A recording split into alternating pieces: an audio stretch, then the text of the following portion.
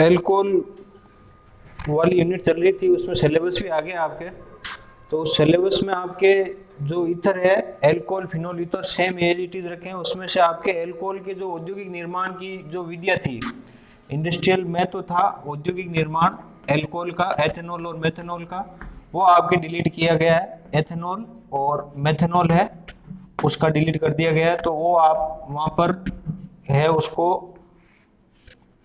उस वीडियो को आप देख करके डिलीट भी कर सकते हैं। और उसमें कुछ ज्यादा है नहीं, मेथनॉल के निर्माण की विधिया और एथेनॉल के निर्माण की विधिया और उनके उपयोग, उनको बोर्ड ने है वो सिलेबस में कम किया है, बाकी एज इट इज आपके सिलेबस में रखा है। अब अपन ईथर के रासायनिक अभिक्रिया हैं उनके बारे में अध्ययन करेंगे। ईथर की जो संरचना है वो मैंने आपको बता दी। sp3 संकरण था, बंद कोण का मान 110 डिग्री था और उसमें बंद कोण का मान लोन पेयर के कारण बढ़ गया था, वो भी मैंने आपको बताया। निर्माण की विधिया भी अपन ने पढ़ ली। इत्र के निर्माण की आपने प्रयोगशाला विधि भी देखी, उसका चित्र था। औद्योगिक निर्माण की विधियां भी देखी, उसका भी चित्र था। तो दो चित्र की विधियां तो वो हो गई थी।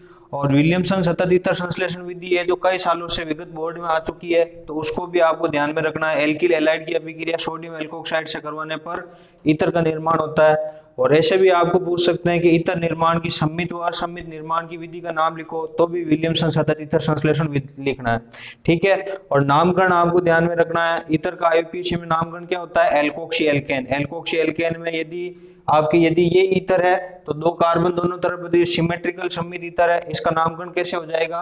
एथोक्सी एथेन, ठीक है।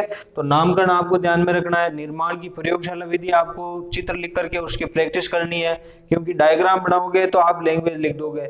और औद्योगिक विधि है उसमें जिसमें मैंने कुंडलियां बनाई थी, तो वो भी आपको प्रैक्टिस करनी है, कम से कम 2 या 4 बार आपको रफ कॉपी में लेकर के और उसको प्रैक्टिस करनी है।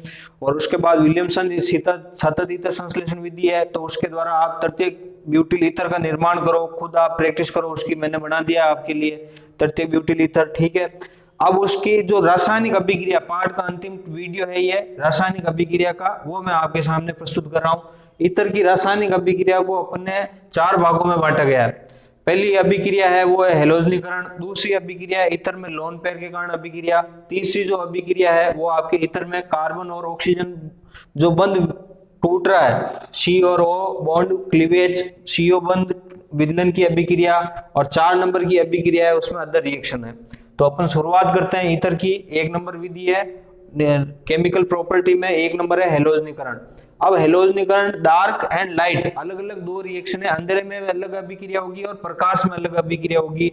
आपको ये ध्यान रखना है अभिक्रिया पूर्ण क्रम में यदि अंधेरा लिखा हुआ है तो अंधेरा लिखा हुआ है तो ऑक्सीजन समूह से जुड़ा हुआ क्रियात्मक समूह अल्फा कार्बन कहलाता है, और इधर भी अल्फा कार्बन कहलाता है। तो अल्फा 2 कार्बन हो गए, उसमें से आपको हाइड्रोजन को रिप्लेस करके हेलोजन समूह को लगाना है कि ये लो सर, यहाँ से हाइड्रोजन हटाया, डाइएथिल ईथर है CH3 CH2O CH2 CH3। अंधेरे में क्लोरीन का योग करवाना है तो केवल 2 क्लोरीन जोड़नी है, और क्रियात्मक समूह से जुड़ा हुआ जो अल्फा कार्बन है उससे हाइड्रोजन हटा करके और आपको Cl समूह लगाना है। तो alpha alpha dihalo ether का निर्माण होगा, alpha comma alpha dihalo ether का निर्माण होगा, और वो अंधेरे में आपके हेलोजनीकरण अभिक्रिया है। उसके बाद यदि प्रेजेंस ऑफ लाइट, लाइट में यदि आपको लिखा हुआ है और अभिक्रिया पूर्ण करने का कहे तो डाई एथिल ईथर लेना है अभिक्रिया में। डाई एथिल ईथर का सूत्र लिख दिया, CH3 CH2O CH2 CH3 die ethyl ether है, ठीक है। अब इसकी अभिक्रिया in presence of light, light में करवा रहे हो तो आपके सभी हाइड्रोजन परमाणु है कार्बन के पास सभी रिप्लेस हो जाएंगे और सबकी जगह आपको क्लोरीन लगानी है। तो 10 Cl2 थे, 20 क्लोरीन थी, उसमें से 10 हाइड्रोजन रिप्लेस हो गए, -10 HCl है वो हट जाएंगे, और आपके सभी हाइड्रोजन की जगह कौन आ गया? क्लोरीन आ गया। CCl3 CCl2O CCl2 CCl3, इसका नाम है पर क्लोरो डाइएथिल ईथर का निर्माण करो, ठीक है। तो अभिक्रिया में ऐसे भी आ सकता है डाइएथिल ईथर से पर क्लोरो डाइएथिल ईथर का निर्माण करो तो आपको प्रेजेंस ऑफ लाइट, लाइट में आपको क्लोरीन का योग करवा देना है, सिंपल रिएक्शन है। अंधेरे में कहे कि अल्फा डाई हेलो अम्ल का निर्माण, ईथर का निर्माण करो, ये अभिक्रिया आ चुकी है बोर्ड में, तो आपको in presence of dark, dark में अभिक्रिया करवानी है, मतलब अंधेरे में अभिक्रिया करवानी, सीमित अभिक्रिया होगी। हेलोजनीकरण हो गया। उसके बाद है ईथर में, जो ईथर में आपने संरचना का अध्ययन किया था, तो ईथर में 1-2 जोड़ी लोन पेयर ऑक्सीजन के पास पड़े हैं, और लोन पेयर होने के कारण आपको पता ही है क्रियाशीलता हो जाती है। किसी के पास पैसे होते हैं, धन होता है, तो क्या होता है? क्रियाशील, एक्टिव हो जाता है। तो लोन पेयर के कारण ईथर क्या हो गया? क्रियाशील हो गया, क्रियाशील होने के कारण वो अभिक्रिया कर रहा है, एक तो परोक्साइड निर्माण कर रहा है, एक ऑक्सोनियम लवण का निर्माण कर रहा है। तो परोक्साइड निर्माण आपको कहे ईथर परोक्साइड का निर्माण कराओ, तो डाई एथिल ईथर की अभिक्रिया ओजोन से करवाने पर ईथर परोक्साइड का निर्माण होता है। भाषा किसी में आपको याद नहीं रखनी है, लैंग्वेज है, भाषा आप आसानी से लिख सकते हो, केवल आपको रिएक्शन ध्यान में रखनी है कि डाई एथिल ईथर है, डाई एथिल ईथर की अभिक्रिया आपने यदि ओजोन से करवाई, डाई एथिल ईथर है उसकी अभिक्रिया किससे करवाई, ओजोन से करवाई, ओजोन का सूत्र क्या है O3, उससे करवाई तो ईथर पेरोक्साइड का निर्माण होगा, CH3CH2O CH2CH3, ईथर पेरोक्साइड का निर्माण हो गया। इसी प्रकार यदि आपने ईथर को काफी समय तक स्वतः यदि आपने उसको पड़ा रख दिया, ऑक्सीकृत हो गया, स्वतः ऑक्सीकृत हो गया, तो डाई एथिल ईथर स्वतः ऑक्सीकृत होकर के 1 एथोक्सी एथिल हाइड्रोपेरोक्साइड का निर्माण कर लेगा। आपके यहाँ से जो समूह था, यहाँ से C2H5 समूह में दोनों ऑक्सीजन समूह जुड़ गई, CH3CH2 में दोनों ऑक्सीजन जुड़ गई और हाइड्रोपेरोक्साइड का निर्माण हो गया। एक नंबर पे ऑक्सीजन समूह आ गया 1 एथोक्सी, ये एक नंबर पे जुड़ रखा है 1 एथोक्सी एथिल, ये एथिल आ गया और H2O2 को कहता है पेरोक्साइड, हाइड्रोपेरोक्साइड का निर्माण हो गया, 1 एथोक्सी एथिल हाइड्रोपेरोक्साइड का निर्माण हुआ डाई एथिल ईथर से। यदि आपने उसको लॉन्ग टाइम मतलब लंबे समय तक उसको स्वतः पड़ा रख दिया तो हाइड्रोपेरोक्साइड का निर्माण हो जाएगा। उसके बाद है ऑक्सोनियम लवण का निर्माण, यही लोन पेयर के कारण होने वाली अभिक्रिया। लोन पेयर को देख करके इलेक्ट्रॉन्स ने इस पे अटैक करता है और इलेक्ट्रॉन्स ने आक्रमण करके ऑक्सोनियम लवण का निर्माण कर लेगा। ईथर से डाई एथिल ईथर से ऑक्सोनियम क्लोराइड का निर्माण करो तो HCl की अभिक्रिया करवा देंगे, ऑक्सीजन के ऊपर लोन पेयर के कारण हाइड्रोजन अटैक कर देगा और ऑक्सीजन के ऊपर प्लस आते ही उसको कहते हैं 3 बॉन्ड बन गए, 1 2 3, ऑक्सीजन पे फॉर्मल चार्ज आ गया +1, तो उसको कहते हैं ऑक्सोनियम आयन। तो डाई एथिल ऑक्सोनियम क्लोराइड का निर्माण हो जाएगा। किसका निर्माण होगा, डाई एथिल ऑक्सोनियम क्लोराइड का निर्माण हो गया। तो आपके जो लोन पेयर के कारण अभिक्रिया है वो मैंने दोनों अभिक्रिया बता दी है, दोनों अभिक्रिया वेरी वेरी इंपॉर्टेंट है, आपको ध्यान में रखना है। एक तो पेरोक्साइड निर्माण और दूसरी कौन सी अभिक्रिया है, ऑक्सोनियम लवण निर्माण। सीधा आएगा ईथर से ऑक्सोनियम लवण का निर्माण करो, सिंपल रिएक्शन है, HCl जोड़ दो, ऑक्सीजन के कारण हाइड्रोजन जुड़ जाएगा, ऑक्सोनियम आयन बन जाएगा। इसी प्रकार डाई एथिल ईथर है उससे पेरोक्साइड बनाओ तो ओजोन का योग करवा दो, पेरोक्साइड का निर्माण हो जाएगा। अब उसके बाद थर्ड नंबर की जो अभिक्रिया है जिसमें आपको बंध का विदलन करना है, ईथर में कार्बन और ऑक्सीजन के बीच का बॉन्ड तोड़ना है। तो कार्बन और ऑक्सीजन बंध तोड़ने की अभिक्रिया आपके पास 3 अभिक्रिया है।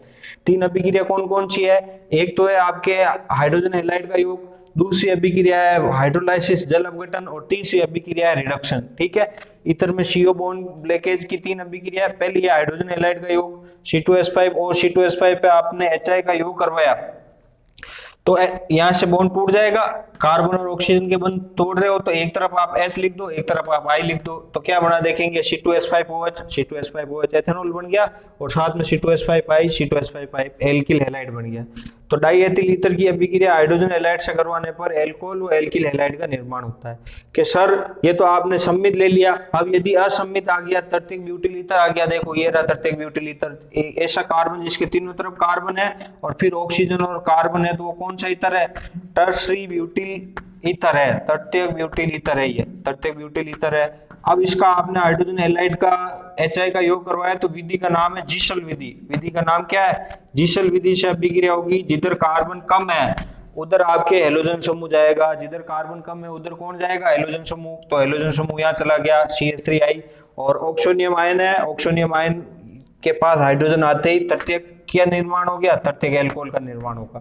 कौन सी विधि के द्वारा, जीशल विधि के द्वारा। ठीक है, तो ये आपके ईथर में CO बॉन्ड की विदलन की अभिक्रिया है जिसमें हाइड्रोजन हैलाइड की पहली अभिक्रिया पड़ी, जिसमें हाइड्रोजन हैलाइड का योग करने पर एल्किल हैलाइड और एल्कोहल का निर्माण होता है। यदि तृतीयक ब्यूटिल ईथर लिया तो तृतीयक ब्यूटिल ईथर में जीशल विधि लगेगी, जिधर कार्बन कम है उधर आपको किसको जोड़ना है, हेलोजन समूह को जोड़ना है।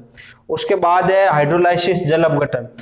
ईथर है उसका जल अपघटन करने पर तनु H2SO4 पर दोनों पे ही आपके समान है, किधर भी जोड़ दो H+ OH- का योग करेंगे तो देखेंगे अपन यहाँ पे क्या बचा, देखो C2H5OH, यहाँ पे भी क्या बचा C2H5OH। Presence of dilute H2SO4 hydrolysis die ethyl ether का हाइड्रोलाइसिस करने पर क्या बनेगा, एल्कोहल के 2 अणु का निर्माण होगा। डाई एथिल ईथर से 2 एथेनॉल के अणु बनेंगे। ठीक है, और यदि एथेनॉल को वापस गर्म किया तो ईथर भी बनेगा, ये भी आपने पढ़ा है। इसके बाद अपचयन, अपचयन यदि डाई एथिल ईथर का अपचयन आपने HI की उपस्थिति में करवाया है और आपने 4HI का योग करवाया, किसका करवाया, 4HI का योग करवाया, तो पहले तो एल्कोहल बनता है और एल्कोहल से फिर किसका निर्माण हो जाएगा, और अपचयन होकर के हाइड्रोकार्बन एथेन का निर्माण हो जाएगा। ये भी इंपॉर्टेंट अभिक्रिया है, ध्यान रखना अपचयन की। इसमें यहाँ से बंध टूटेगा, पहले तो बनेगा आपके C2H6, एक एल्केन बनेगा, फिर एक बार और योग होगा HI का, क्योंकि HI प्रबल अपचायक है, प्रबल अपचायक के HI और फास्फोरस के द्वारा एल्केन का निर्माण होगा। तो ये अभिक्रिया हुई CO बंध विदलन की। अब इसी प्रकार ईथर की अन्य अभिक्रिया है, तो अन्य अभिक्रिया में 1 नंबर है निर्जलीकरण, 2 नंबर है कार्बन मोनोऑक्साइड से अभिक्रिया। निर्जलीकरण अभिक्रिया में आपको ईथर को गर्म किया है आपने 653 केल्विन तापमान पर, डाई एथिल ईथर को presence of alumina Al2O3, alumina की उपस्थिति में गर्म करने पर ईथर में से जल का अणु रिप्लेस हो गया और एथीन एल्कीन का निर्माण हो गया। किसका निर्माण हो गया, एल्कीन का निर्माण हो गया। ये निर्जलीकरण अभिक्रिया है। अभिक्रिया पूर्ण क्रम में लिखा हुआ आ जाएगा आगे क्वेश्चन मार्क, C2H5 और C2H5 Al2O3 653 केल्विन। तो आपको क्या करना है, वहां से निर्जलीकरण अभिक्रिया है, एल्यूमिना आते ही निर्जलीकरण अभिक्रिया का ध्यान रखना है और एथीन का निर्माण करना है। इसी प्रकार कार्बन मोनोऑक्साइड के साथ अभिक्रिया, डाई एथिल ईथर है वो कार्बन मोनोऑक्साइड के साथ अभिक्रिया करेगी, presence of boron trifluoride BF3, और तापमान कितना रहेगा 500 केल्विन, और एस्टर का निर्माण होगा। CO समूह AGT यहाँ पे जुड़ जाएगा, यहाँ पे देखो C2H5 CO समूह जुड़ गया है, C2H5 CO समूह जुड़ते ही एस्टर बन गया, RCOOR एस्टर समूह बन गया।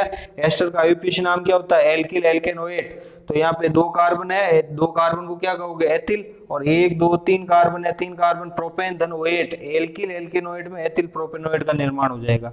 यदि आपको कहे कि इसमें डाई एथिल ईथर में कार्बन मोनोऑक्साइड समूह का योग करवाओ, तो आपको 500 केल्विन तापमान दिया हुआ हो और BF3 दिया हुआ हो, तो आपके एस्टर का निर्माण होगा। इस प्रकार ये पाठ संख्या आपके एल्कोहल, फिनोल और ईथर समाप्त हुआ, और उसमें आपके जो सिलेबस है निर्धारित किया है बोर्ड में, तो उसमें आपके केवल जो इंडस्ट्रियल यूज के तो एल्कोहल थे वो डिलीट हुए हैं, बाकी ये सब वीडियो आपको देखने हैं, ये अच्छे से आपको याद करना है। ईथर की संरचना है, ईथर के IUPAC नामकरण है, निर्माण की विधियां है और इनके रासायनिक गुणधर्म है। इसी प्रकार एल्कोहल है, एल्कोहल की आपको संरचना ROH समूह है, तो उसमें संकरण कौन सा है, CH3OH sp3 संकरण है। निर्माण की जितनी भी विधियां थी वो आपको याद करनी है।